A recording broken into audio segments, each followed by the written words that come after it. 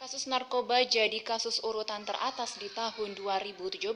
Hal itu terbukti pengungkapan mencapai 73,53% dibandingkan dengan kasus-kasus lainnya yang berhasil diungkap di wilayah hukum Polres Aceh Timur.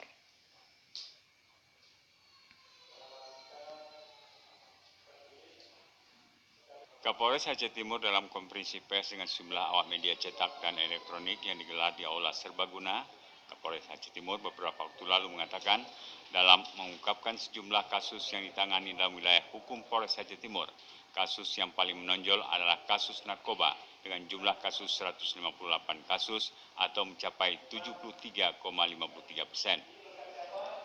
Disusul kasus curanmor 88 kasus atau 39,83% dan kasus kepemilikan senjata api ilegal. Kapolres Aceh Timur AKBP Rudi Purwianto, SIK SH Mhum menambahkan, rata-rata kasus narkoba yang paling banyak diungkapkan di Kecamatan Idiraya, Perla Kota dan Kecamatan Madat, karena wilayah tersebut merupakan wilayah perkotaan. Namun hal tersebut merupakan pengaruh yang sangat besar adalah adanya sindikat internasional di Aceh Timur.